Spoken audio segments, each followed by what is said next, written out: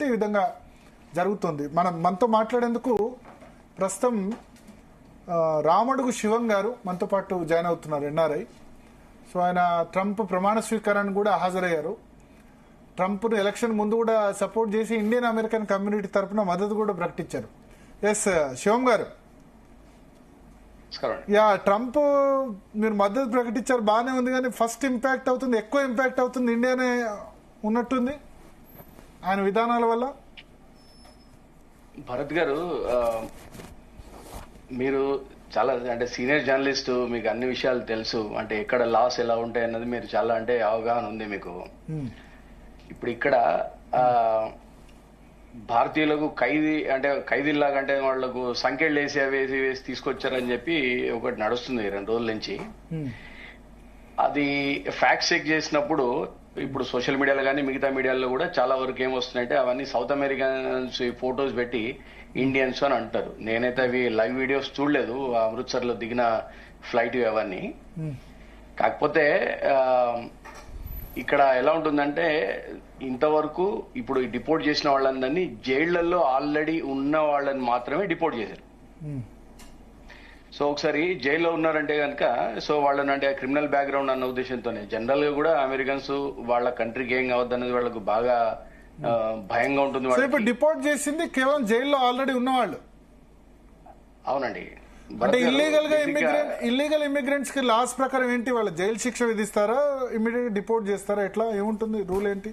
ఇక్కడ 2 థింగ్స్ భరత్ గారు. ఇల్లీగల్ గా ఎవరైతే బార్డర్ క్రాస్ చేసి లోపలికి వస్తారో ఒక్కోసారి ఏంటంటే వాళ్ళు పరిగెడుతుంటే ఇక్కడ వీళ్ళు ఏమైంది అంటే థిక్ అంటే అరిజోనా లేకపోతే టెక్సాస్ అటువంటి ఏరియాల్లో డెజర్ట్ ఏరియాస్ ఉంటాయి, విషపూరితమైన పాములు ఉంటాయి, జంతువులు ఉంటాయి, ఇవన్నీ ఉంటాయి. అక్కడ వాళ్ళు పాపం పరిగెడుతుంటారు, వాళ్లకు కనీసం వాటర్ కూడా దొరకదు. అటువంటిప్పుడు వాళ్ళు పాపం చనిపోయేందుకు అవకాశాలు ఉంటాయి అని పాపం వీళ్లే బార్డర్ సెక్యూరిటీ ఫోర్సే వాళ్ళని అరెస్ట్ చేసి జైల్లో పెడతారు. ఓకే.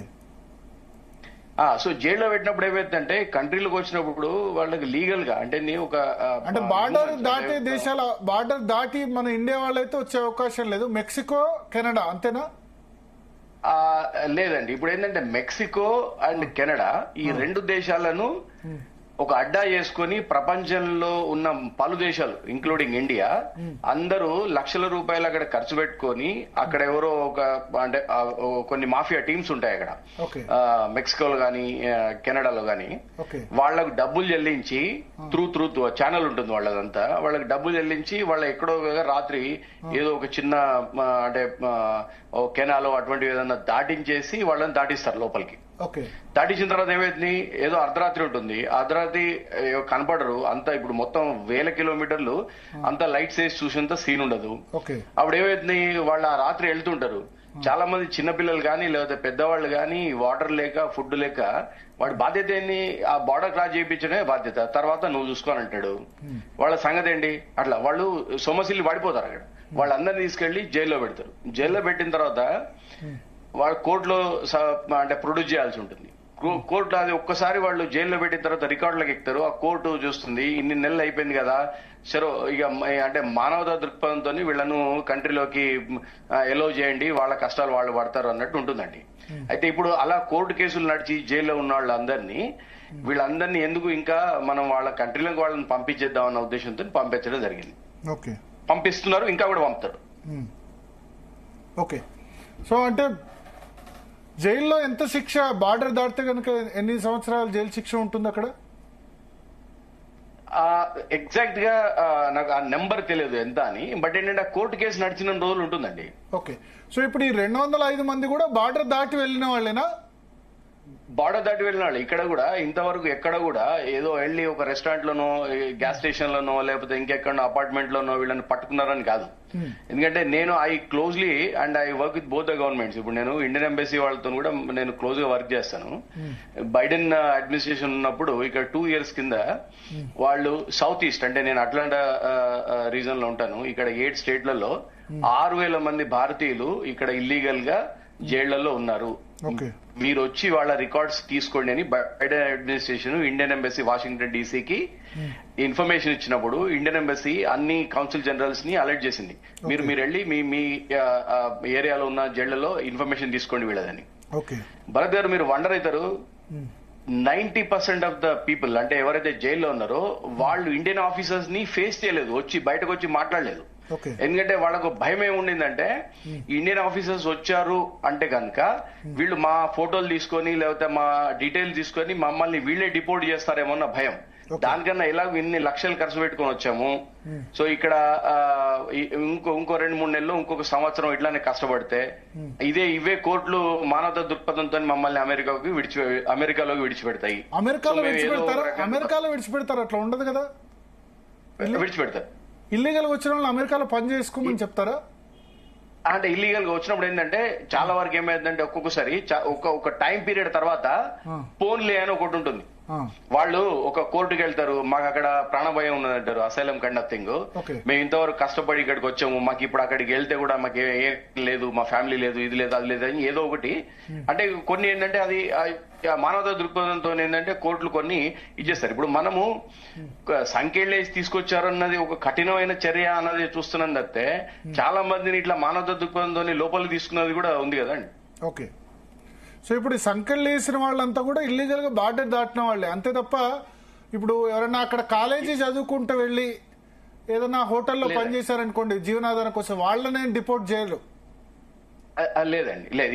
ఇంతవరకు డిపోర్ట్ చేయరు అంటే ఇప్పుడు ఫస్ట్ ఫేజ్ లో ఇప్పుడు పంపించిన వాళ్ళందరూ వీళ్ళండి. ఓకే. అయితే కాకపోతే ఎవరైనా చదువుకునే స్టూడెంట్స్ అక్కడ రెస్టారెంట్ లోనో పెట్రోల్ బంక్ లోనో సూపర్ మార్కెట్ లో పనిచేస్తే వాళ్ళని కూడా డిపోర్ట్ చేసే అవకాశం ఉంటుందా అక్కడ లాస్ ప్రకారం? డిపోర్ట్ చేసి అక్కడ ఫస్ట్ ఆఫ్ ఆల్ ఏంటంటే ఇప్పుడు అక్కడ వాళ్ళు వచ్చి అడిగినప్పుడు వీళ్ళకు ఒక రైట్ ఉంటుంది, అంటే నాట్ టు ఆన్సర్ అని రాజ్యాంగం కల్పించిన హక్కు. Okay.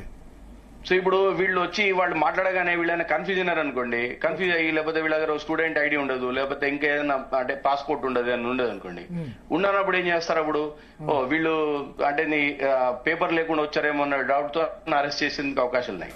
But you can always you refuse, I'm not interested to answer అని. అట్లా అయితే ఇంతవరకు అయితే స్టూడెంట్స్ కాలేదు. అయితే ఏంటంటే చాలా ఛానల్ అంటే ఇప్పుడు మీ ఛానల్ కూడా మీరు అటార్నీస్ తో మాట్లాడినప్పుడు ఏంటంటే ఇక్కడ స్టూడెంట్స్ వచ్చినప్పుడు ఏంటంటే మేము చదువు కోసమే వస్తున్నాము అని చెప్పి సైన్ చేసి వస్తాము. తర్వాత ఏంటంటే అయిన తర్వాత వెళ్తామని కూడా ఉంటుంది. ఈ చదువులో అంటే F1 వీసా మీద ఏముంటుందంటే ఓన్లీ యూనివర్సిటీ అప్రూవ్ చేసిన ప్లేసుల్లోనే వర్క్ చేసుకోవాలి వారానికి 20 గంటలని. బట్ నేను ఇప్పుడు ఎక్కడో వేరే ఇప్పుడు అట్లాంటాలో ఉండండి, ఇప్పుడు లూవిల్ కెంటకీ లేకపోతే టెన్నిసీలోనో ఇంకెక్కడ ఏదో రాష్ట్రంలో ఎక్కడనో చిన్న యూనివర్సిటీ ఉంటుంది, అది ఇప్పుడు 2-3 నెలలకు ఒకసారి 2 days వెళ్ళొస్తారు. వెళ్ళొచ్చి మిగతా 2 నెలలంతా వేరే సిటీలో ఉండి వర్క్ చేస్తారు. అప్పుడు ఏంటంటే వీళ్ళు ఎవరైనా క్యాచ్ చేసినప్పుడు మీరు అక్కడ యూనివర్సిటీ మీరు అక్కడ కదా, మీరు ఇక్కడ ఎందుకున్నారు, ఇక్కడ ఎందుకు వర్క్ చేస్తున్నారు అనే క్వశ్చన్ వస్తుంది. సో ఏంటంటే ఇట్ ఈస్ బేసిక్ గా ఏంటంటే కనుక మనము ఏదైతే మేము ఇక్కడి లాస్ కి ఈ ల్యాండ్ మీద ఉన్న లాస్ ని మేము ఒబే చేస్తామని మనం అగ్రి అయ్యి ఇక్కడికి వచ్చి మనం చేయకపోతే నేరమే కానీ. ఓకే. సో దాని ప్రకారం డిపోర్ట్ చేసేందుకు కూడా అవకాశం ఉంటది స్టూడెంట్స్ కూడా. డిపోర్ట్ అంటే కానీ నాకు తెలిసి 90% ఆఫ్ అవర్ స్టూడెంట్స్ చదువుకొని సొంతంగా ఇండియా నుంచి డబ్బులు పంపించడం కాకుండా అక్కడ ఏదో ఒకటి చేసుకుంటారు. సో వాళ్ళందరికీ ఇబ్బందే. భరత్ గారు ఇదేంటంటే బేసిక్ గా మన భారతదేశంలో మెజారిటీ మధ్యతరగతి వాళ్ళండి. అందరూ ఏంటంటే ఎవరో ఒకళ్ళు మన ఇంట్లోంచి అమెరికాలో ఉండాలి, మన కుటుంబం అంటే ఇంకా బాగుపడాలనే ఉద్దేశంతో ఏదో సప్పో చేసి బ్యాంకులో లోన్ తీసుకోనో లేకపోతే భూములు చేయాలనుకోనో వీళ్ళని పంపిస్తారు. పంపించేదారు అదేంటంటే వాళ్ళ పిల్లలు కూడా ఏం చెప్తారంటే వీళ్ళందరూ పని చేస్తున్నారు, మేము కూడా లోను అదో ఉంటే మేమే అక్కడ ఏదో పార్ట్ టైం చేసుకుని కట్టేసుకుంటూ ఉంటారు. చాలా మందికి లోన్ కట్టేంత ఇది కూడా ఉండదండి పాపం. సో అటువంటి వాళ్ళు ఏంటంటే ఇంతవరకు ఇచ్చేస్తున్నారు. బట్ కాకపోతే అంటే ఇప్పుడు ట్రంప్ చెప్పింది మేక్ అమెరికా గ్రేట్ అగైన్ అనే నిదానంతో వచ్చాడు. మెజారిటీ ఇక్కడ లోకల్ ఓటర్స్ అయితే ఎవరైతే ఉన్నారో వాళ్ళందరూ ట్రంప్ కు పట్టం కట్టారు. ఇప్పుడు ఆయన ఇచ్చిన మాట ప్రకారం ఏదో ఒకటైతే చేయాలి. సో ఇది ఏంటంటే ఇప్పుడే వచ్చాడు, 1 రోజులు అయింది కనుక ఇంకా నెల కూడా కాలేదు. ఈ హడావిడైతే తప్పకుండా ఉంటుంది, కానీ ముందు వెళ్ళిన తర్వాత కొన్ని కోర్టులు అవి బ్రేక్ చేసేందుకు కూడా అవకాశాలు ఉంటాయి. అప్పుడు ఆయేందుకు అవకాశాలు ఉంటాయి, కొద్దిగా స్లో డౌన్ అయ్యేందుకు అవకాశాలు ఉంటుంది. బట్ నాకు అంటే పర్సనల్ గా నా ఒపీనియన్ అయితే స్టూడెంట్స్ కు ఇబ్బంది కాదు అనే ఉంది. ఓకే, స్టూడెంట్స్కి ఏమి ఇబ్బంది కాదు. బట్ ఓవరాల్గా మరి ట్రంప్ వస్తే పాజిటివ్స్, నేను అమెరికాకు గొప్ప ఫ్రెండ్ను, హిందూస్కు గొప్ప ఫ్రెండ్ను అని చెప్పారు. టారిఫ్స్ విషయంలో ఇప్పటికే చైనా మీద టారిఫ్ వేసేసారు, మెక్సికో కెనడా వేసేసి మళ్ళీ కొంత అటు ఇటు ఉన్నారు. భారతదేశం మీద కూడా టారిఫ్ విధించే అవకాశం ఉందా మన దగ్గర నుంచి వచ్చే ఎక్స్పోర్ట్స్ సంబంధించి కూడా? అంటే ఉంటాయండి జనరల్ గా. ఇప్పుడు మీకు ఒక సింపుల్ ఎగ్జాంపుల్ చెప్తాను. ఇప్పుడు ఇక్కడికి అమెరికాది హ్యాడ్లీ డేవిడ్సన్ బుల్లెట్ కంపెనీ ఉంది కదా, అది ఇండియా గవర్నమెంట్ 100% టారిఫ్స్ వేసింది. ఓకే, 100% వేసినప్పుడు ఇప్పుడు ఏంటంటే, ఇప్పుడు భారతదేశము socialist economy, America capitalist economy. So వాళ్ళ ఇంట్రెస్ట్ క్యాపిటల్ మీదనే ఉంటుందండి. వాళ్ళకు ఇప్పుడు మిగతా వాళ్ళు ఏం పట్టించుకోరు. ఇప్పుడు రూల్ ఈజ్ రూల్ అంతే, ఎవరికైనా, అది ట్రంప్ కైనా నాకైనా ఎవరికైనా కూడా రూల్ ఈజ్ రూల్ అన్నట్టు అట్లా. ఓకే, సో మన మీద కూడా నెక్స్ట్ టారిఫ్ పడే అవకాశం ఉందా? అంటే ఉండేందుకు అవకాశాలు లేకపోతే నేను దాన్ని తీసేయలేను. కానీ కాకపోతే ఏంటంటే కొన్ని విషయాల్లో అంటే మ్యూచువల్ గా ఏదైనా అడ్జస్ట్మెంట్ అయ్యేందుకు అవకాశం ఉంది. ఎందుకంటే నెక్స్ట్ వీక్ మోడీ గారు కూడా వస్తున్నారు అమెరికాకి. So things will settle down. ఎందుకంటే మనకు ఉమ్మడి శత్రువు చైనా. సో చైనాను ఒకటి ఏషియాలో బలమైన, అంటే ప్రపంచంలోనే అమెరికాకు ధీటుగా ఎదిగిన అంటే ఉన్న కంట్రీ ఏంటంటే చైనా. ప్రపంచాన్ని దేంతోనైనా భయపట్టే శక్తి ఉన్నాళ్ళు వాళ్ళు. ఇప్పుడు మనం అన్ని కోణాల నుంచి వాళ్ళని భయపెట్టాలి, లేకపోతే వాళ్ళని కంట్రోల్ చేయాలంటే కనుక ఇండియాతోని బాగుండాలి అన్నది ఖచ్చితంగా ఉంటుంది. సో దీని విషయంలో కొద్దిగా ఏమైనా సడలింపు ఉంటుందేమో అని అనుకుంటాం. ఓకే, సో వాళ్ళ డిపోర్టేషన్ విషయానికి వద్దాం. డెమోక్రటిక్ గవర్నమెంట్ వచ్చుంటే, కమలా హారిస్ అయి ఉంటే జరిగి ఉండేది కాదు. మోడీ అనవసరంగా ట్రంప్ సపోర్ట్ అప్పుడు చేశారు, అప్పుడు చేసినప్పుడు ఓడిపోయినారు.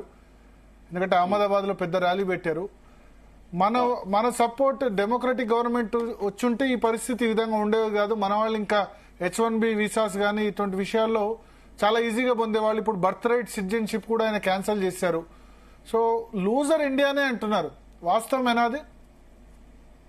భరత్ గారు, బేసిక్ గా ఏమైందంటే కమలా హారిస్ గారు కనుక ఒకవేళ ప్రెసిడెంట్ ఎలక్ట్ అయి ఉంటే మాత్రము ఇంకా పరిస్థితి ఇంకా ఘోరంగా ఉంటుంది. అంటే నేను కొన్ని ఎగ్జాంపుల్ చెప్తాను. యూరోప్ లో కొన్ని దేశాలు చాలా లిబరల్ ఉండి అందరినీ తీసుకొని అక్కడ ఇప్పుడు కొంతమంది అంటే కొన్ని వర్గాలు ఉండే ఊర్లలో లోకల్ పోలీసులను కూడా వెళ్లే పరిస్థితి లేదు. అంటే చాలా వరకు మన పొరుగు దేశాల నుంచి ఉన్నటువంటి చాలా మంది అక్కడ ఆడవాళ్లను, పిల్లల్ని రేపులు చేసే ఘటనలు కూడా చూస్తున్నాం. ఇప్పుడు కూడా కెనడా మీద టారిఫ్స్, మెక్సికో మీద టారిఫ్స్ ఎందుకు వేయాల్సి వచ్చిందంటే కనుక వాళ్ళు కూడా దే ఆర్ టూ లిబరల్. వాళ్ళను గవర్నమెంట్ ని, యుఎస్ గవర్నమెంట్ అడిగింది ఏంటంటే, మీరు ఇంత లిబరల్ గా ఉండకూడదు, మీరు బార్డర్ సెక్యూరిటీ పెంచాలి, లేకపోతే అది మీకే కాదు మాకు కూడా థ్రెట్. లేకపోతే ఏంటంటే ఇప్పుడు మేము సెక్యూరిటీ పెంచుకోవాలి. ఈ సెక్యూరిటీ పెంచుకోవాలంటే కనుక ఆ డబ్బులు ఏదైతే ఉందో అవి మీ దగ్గర నుంచే రాబడతాం మేము, అందుకనే టారిఫ్స్ విధిస్తున్నాం అని చెప్పి ఆయన అన్నారు ఆయన. సో అదన్నట్టు యాక్చువల్ గా. సో బాగా లిబరల్ గా ఉంటే ఏమైందంటే దేశాలు పాడేందుకు అవకాశం ఉంటుంది అన్నది వాళ్ళ ఉద్దేశం. ఇప్పుడు మన వాళ్ళ పరిస్థితి ఏంటి? H1B వీసాల మీద ఉన్న వాళ్ళ పరిస్థితి ఇప్పటికే చాలా లేట్ అవుతుంది గ్రీన్ కార్డ్ కి, వాటికి. ఇప్పుడు బర్త్ రైట్ సిటిజన్షిప్ వల్ల మనకు చాలా లాభం జరిగింది, ఎస్పెషల్లీ చాలా మంది. ఎందుకంటే H1B వీసాలు పోయిన వాళ్ళు పిల్లల్ని కన్న తర్వాత ఆటోమేటిక్ గా వాళ్ళకి సిటిజన్షిప్ ఉంది కాబట్టి తల్లిదండ్రులకు కూడా ఇవ్వాల్సి వచ్చేది. సో మేజర్ లూజర్ ఇండియానే. మన పాపులేషన్ చాలా, అమెరికాలో మన పాపులేషన్ గానీ మన ప్రజెన్స్ గానీ చాలా పెరిగేందుకు అవకాశం ఉండేది. సో దీని ద్వారా మనకు మైనస్ అయిందే కదా.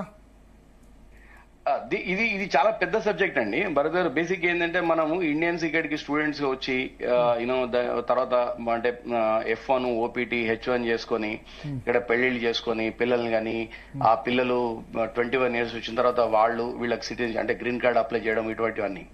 అయితే మనకు బేసిక్ గా ఏమైందంటే గ్రీన్ కార్డు ఇండియన్స్ కి, చైనీస్ కి చాలా ఏళ్లకు ఇప్పుడు అంటే 50-60 సంవత్సరాల వరకు కూడా వచ్చేందుకు అవకాశం లేదు. సో అప్పుడు ఏమైందంటే ఇప్పుడు ఇక్కడ పుట్టిన పిల్లలు కూడా ఇండియన్ సిటిజన్స్ అయి ఉంటారు. ఇప్పుడు ఈ కొత్త చట్టం గిట్ట అమల్లోకి వస్తే వాళ్ళకు కూడా కాదు. బట్ కాకపోతే ఈ ప్రపంచంలో ఏ కంట్రీ కూడా బై బర్త్ సిటిజన్షిప్ ఇవ్వదండి. ఓకే, అది యూ షుడ్ బి స్పెండింగ్ అంటే అట్లీస్ట్ ఇప్పుడు ఈయన కూడా అన్నారు మినిమం గ్రీన్ కార్డు ఉంటే కనుక మేము సిటిజన్షిప్ ఇస్తామన్నారు. ఇప్పుడు ఇండియాలోనే ఇప్పుడు సపోజ్ ఇప్పుడు అమెరికన్ సిటిజన్స్ ఇండియా వస్తారు, ఇండియా వచ్చి వాళ్ళ అక్కడ పిల్లలు పుడితే అక్కడ ఇస్తారా? ఇవ్వరు కదా. బట్ అమెరికా రాజ్యాంగం ఉంది కదా, అమెరికా రాజ్యాంగం ప్రకారం అమెరికాలో పుట్టిన వాళ్ళందరూ అమెరికన్ సిటిజన్సీ అని ఉందండి. సో ఆ రూల్ ఇప్పుడు ట్రంప్ దాన్ని చేయాలనుకుంటున్నారు, అది పాసిబుల్? ఇప్పుడు కోర్టులలో ఏం జరుగుతుంది, కోర్టు ఏదో కొట్టేసినట్టు చెప్తున్నారు. అవును, 18 ఐ థింక్ సబ్జెక్ట్ కరెక్ట్ 1868 లో అనుకుంటాను. ఈ స్లేవరీ సిస్టమ్ ను తొలగించే క్రమంలో ఇప్పుడు ఆఫ్రికన్ అమెరికన్స్ ఎవరైతే వాళ్ళందరూ ఉన్నారో వాళ్ళందరూ అంటే వాళ్ళకు పుట్టిన పిల్లల్ని ఇక్కడ అమెరికన్స్ గానే పరిగణించాలి అన్న ఉద్దేశంతో అప్పుడు 14th అమెండ్మెంట్ చేసి వాళ్ళందరికి సిటిజన్షిప్ ఇవ్వడం స్టార్ట్ చేశారు.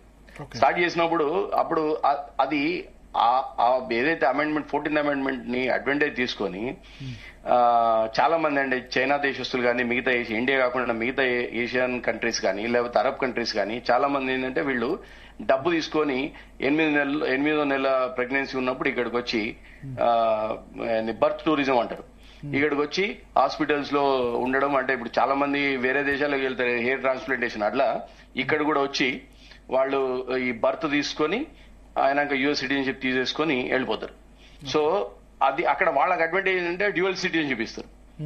మనకు ఇండియాలో ఏంటంటే డ్యూయల్ సిటిజన్షిప్ లేదు కనుక మనం ఓన్లీ డిపెండ్ దీని మీద ఉంటాం. సో ఇప్పుడు ఏంటంటే అమెరికన్ గవర్నమెంట్ వీళ్ళకి ఏమనిపిస్తుంది అంటే వీళ్ళందరూ ఇక్కడ సిటిజన్షిప్ తీసుకొని వెళ్తారు. వెళ్ళిన తర్వాత ఏంటంటే ఒక 2-3 దశాబ్దాల తర్వాత పిల్లలు అక్కడ పెరుగుతారండి. పెరిగిన తర్వాత ఏంటంటే వాళ్ళకి సాయిల్ తోని ఇక్కడ కనెక్షన్ ఉండదు. ఇక్కడ పుట్టాము మనం ఇక్కడ పెరుగుతున్నాము ఈ కల్చరు ఇది అన్నది ఉండదు. అక్కడికి వెళ్తారు వాళ్ళను ఆ గవర్నమెంట్స్ కానీ లేకపోతే అక్కడ వాళ్ళ మతపరమైన కానీ లేకపోతే ఇంకేదన్నా కానీ వాళ్ళ కల్చర్ పరంగానే ఏదైనా కూడా వాళ్ళని ఎవరు ఎలా తయారు చేస్తారో తెలియదు. ఇది మనకు ఒక 3-4 దశాబ్దాల తర్వాత ఈ కంట్రీకి వాళ్ళు వస్తే కనుక మనకేమైనా ఇబ్బంది కలగచ్చేమో అన్న ఉద్దేశం వాళ్లకు ఇప్పుడు నెలకొన్నట్టు కనిపిస్తుంది. ఓకే, సో థ్యాంక్ యూ శివం గారు. సో స్పందన మొత్తానికి